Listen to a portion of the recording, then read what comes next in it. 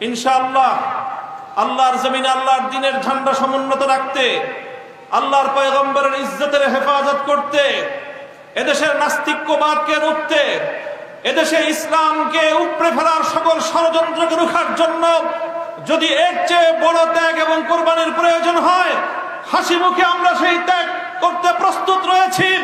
জীবন দিতে হলে জীবন দিতে প্রস্তুত রয়েছি। সন্তানদেরকে যদি এতিম করতে হয় সেজন্য আমরা প্রস্তুত রয়েছি। স্ত্রীদেরকে যদি বিধবা করতে হয় সেজন্য আমরা প্রস্তুত রয়েছি। মায়ের বুক যদি আমাদের খালি করতে হয়, আমাদের মায়েরা বুক খালি করে চোখের অশ্রুতে তাদের কলিজার টুকরা সন্তানদেরকে মাটির নিচে খোদার হাতে সমর্পিত করবে। কিন্তু ইসলামের জন্য, ইসলামের বিপক্ষ কোন শত্রুর সাথে এক মুহূর্তের জন্য আপোষ করতে প্রস্তুত না।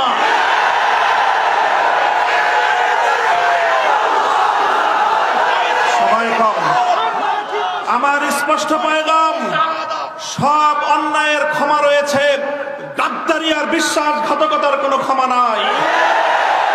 যারা গাদ্দার এবং বিশ্বাসঘাতক হিসেবে পরিচিত হবে, প্রমাণিত হবে, আগামী দিনে তাওহীদি জনতা তাদেরকে ঠাঁই দেবেন না ইনশাআল্লাহ।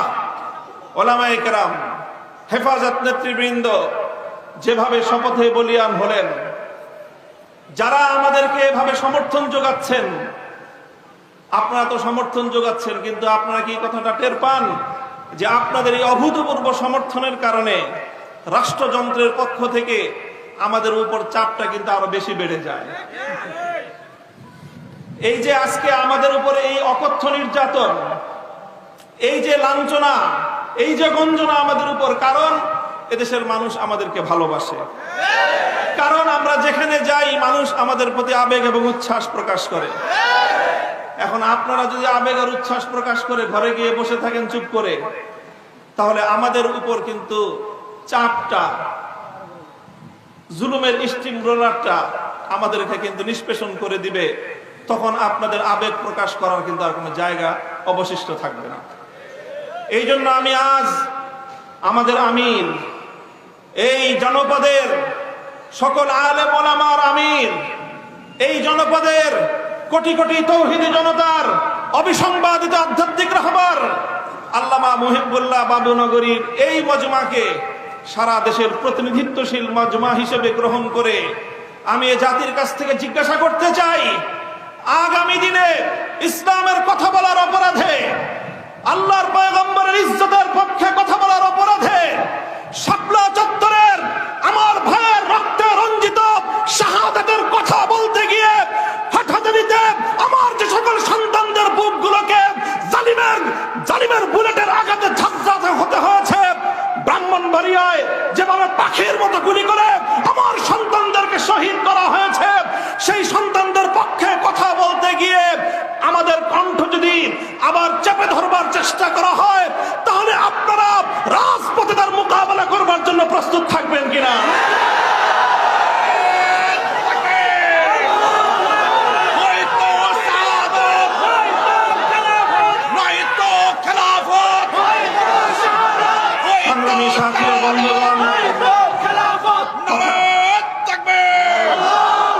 কথা দীর্ঘায়িত করার অবকাশ নেই। আমি আমার দীর্ঘ কারাবন্দিত্বের সময়ে আল্লাহ পাক রব্বুল আলামিনের রহমতের উপর আমার আস্থা, অবিচল বিশ্বাস ছিল যে আল্লাহ রব্বুল আলামিন নতিজা ভালো করবেন, উত্তম ফলাফল আমাদেরকে দিবেন, সে আস্থা এবং বিশ্বাস ছিল। প্রথম দিকে যখন আমাদের মরহুম আমির হেফাজত আল্লামা জুনায়েদ বাবুনগরী হাফিজাহুল্লাহ তাআলা, তাকে আমরা জীবিত রেখে কারাগারে বন্দী হয়েছিলাম, তার উপর একটা বড় আমাদের আস্থা ছিল যে তিনি ইনশাআল্লাহ এই বন্দী মজলুম আলেমদের জন্য, শহীদ আমাদের সন্তানদের জন্য, ব্রাহ্মণবাড়িয়ায় বীর বিচারে হত্যাকাণ্ডের শিকার আমার শহীদ ভাইদের এই হত্যার বিচার আমাদের এই জন্মভূমিতে প্রতিষ্ঠিত করবার জন্য তিনি বলিষ্ঠ ভূমিকা পালন করবেন। আমাদের কারাবন্দীদের পক্ষে তিনি জাতিকে, জনমতকে সংগঠিত করবার জন্য বলিষ্ঠ ভূমিকা রাখবেন। কিন্তু আল্লাহ রাব্বুল আলামিনের ফয়সালা ছিল ভিন্ন কিছু। আমরা কারাবন্দী হওয়ার কিছুদিনের মধ্যেই সেই মর্মান্তিক শোক সংবাদটিও আমাদেরকে সহ্য করতে হয়েছে। আল্লামা জুনায়েদ বাবুনগরী রাহিমাহুল্লাহ তাআলা শাহাদাত বরণ করেছেন। আল্লামা জুনায়েদ বাবুনগরী শাহাদাত বরণ করেছেন।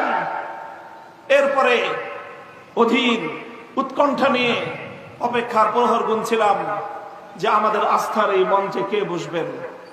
যখন জানতে পারলাম ওলি ইবনে ওলি, এ জাতির শ্রেষ্ঠ সন্তান, আস্থার মূর্ত প্রতীক আল্লামা শাহ মুহিবুল্লাহ বাবুনগরী হাফিজাহুল্লাহ তাআলা ইমারতের এই ঝান্ডা তিনি নিজ হাতে তুলে নিয়েছেন, সিজদায়ে শুকর আদায় করেছি, আস্থায় বুক বেঁধেছি যে ইনশাআল্লাহ একদিকে তিনি আরশের মালিকের সঙ্গে রাতের বেলায় চোখের অশ্রু ছেড়ে তিনি এই সংকট উত্তরণের জন্য আল্লাহ পাক রব্বুল আলামিনের সাহায্যকে জমিনে টেনে আনবার জন্য চেষ্টা করবেন।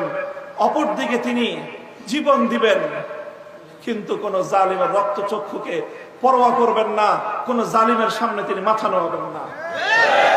এই আস্থা ছিল এবং আলহামদুলিল্লাহ আলহামদুলিল্লাহ আমি আমার উপলব্ধি হলো এই যতটুকু আস্থা শুরুর সূচনাতে ছিল আজ পর্যন্ত আমরা আমাদের আমিরে হেফাজতের থেকে তার আচার আচরণ, তার ভূমিকা আমাদের আস্থার চেয়ে বহুগুণ বেশি পেয়েছি। আমাদের আমির আল্লাহর পক্ষ থেকে আমাদের জন্য অনেক বড় নিয়ামত।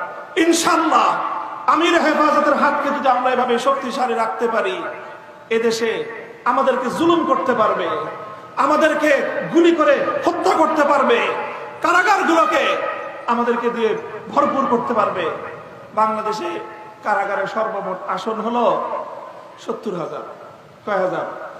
কয় হাজার? আমরা শাপলা চত্বরে গিয়েছিলাম, কমপক্ষে হলো ২০ থেকে ২৫ লক্ষ।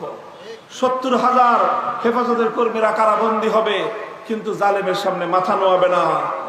এই দেশের ১ ইঞ্চি মাটি নাস্তিক্যবাদ এবং ইসলাম বিদ্বেষের জন্য কারো হাতেই যারা দেবে না ইনশাআল্লাহ। আল্লাহ পাক আমাদের সকলকে তৌফিক দান করুন, কবুল করুন। আমাদের আমির হেফাজত সহ আকাবিরিনদেরকে আল্লাহ পাক দীর্ঘ নেক হায়াত দান করুন। ওয়া আখিরু দাওয়ানা আলহামদুলিল্লাহি রাব্বিল আলামিন। আসসালামু আলাইকুম ওয়া রাহমাতুল্লাহ।